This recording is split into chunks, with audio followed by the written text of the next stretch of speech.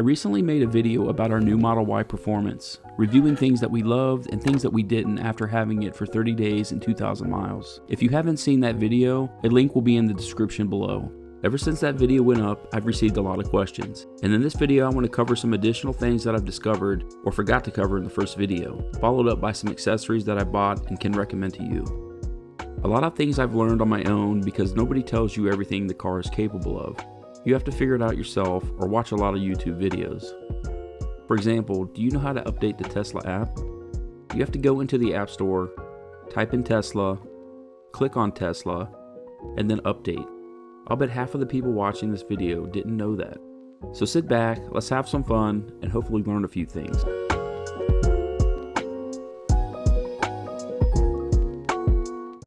So we initially didn't intend to buy the Model Y. We originally went to the showroom to test drive and then purchase the Model 3, basically because we needed a commuter car for my wife and the Model 3 is the cheapest Tesla available.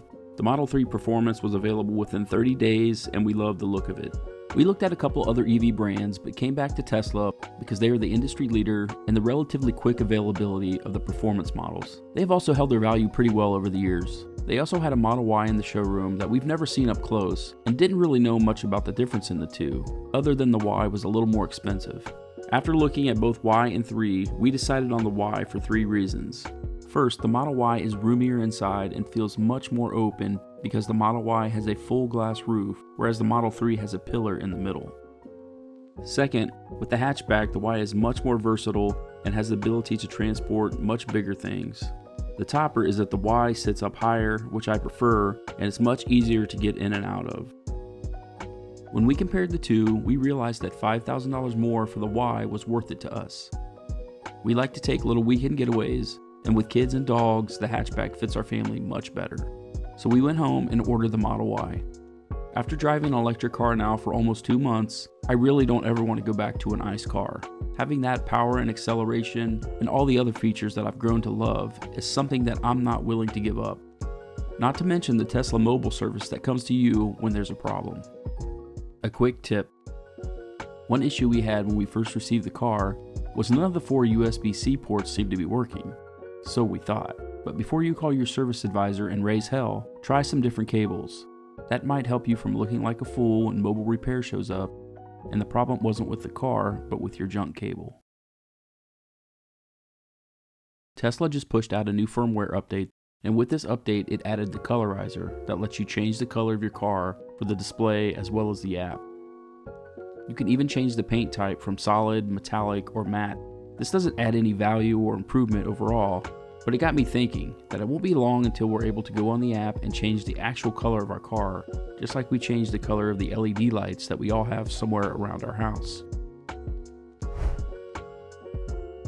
Having the different profiles is nice. Every driver can have his or her own settings and preferences saved to their profile, whether it's your crazy wife or your pregnant husband. You won't have to adjust anything when you change drivers.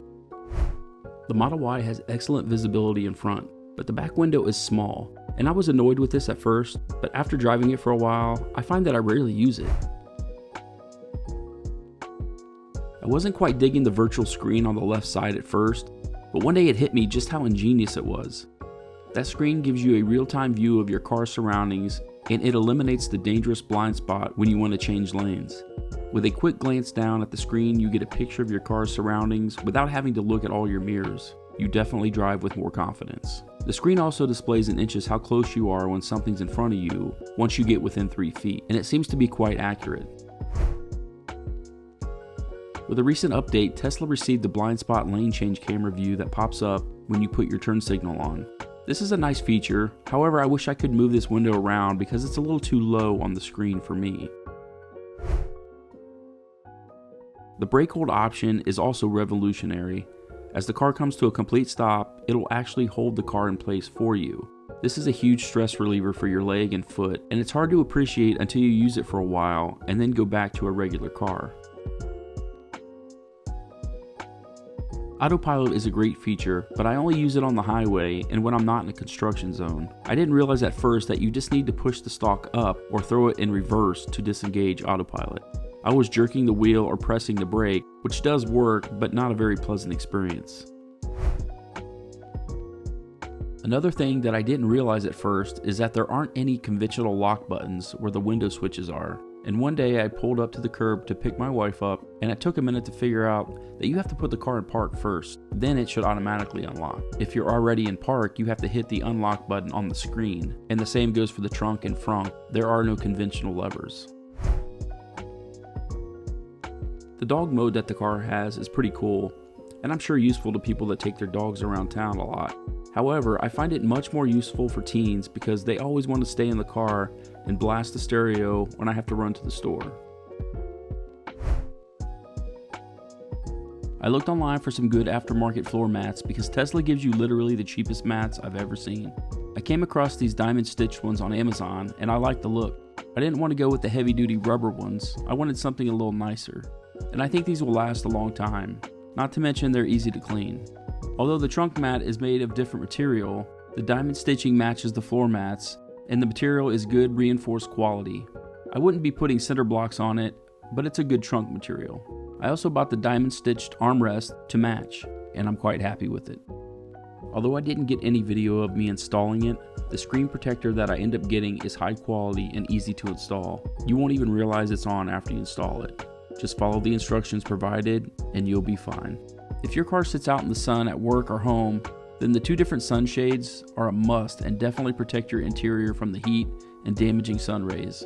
Both are a breeze to install and easy to take down when you're ready. The roof shade doesn't block out the sun completely, but it does keep the car cooler, and it does sag down a little from the glass. The way the car is designed, the front tires throw dirt and small rocks that hit the back side of the car. You can protect the paint by installing these simple mud flaps and or these strips of PPF that are designed for the Y. If you want a little more storage in the front compartment, then this cheap plastic felt lined tray fits perfect and even slides out of the way. It gives you an additional level to the deep compartment.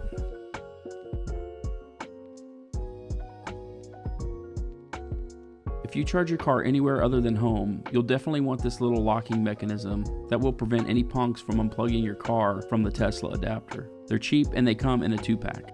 This Meguiar's Wash and Wax is a great alternative to washing the car. It has a sweet smell and leaves the car looking nice and shiny.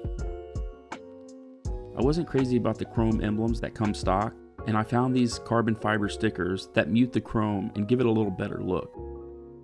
Well, that's going to wrap this one up. I hope you learned at least one thing and maybe got a laugh or two, and I'll catch you on the next one.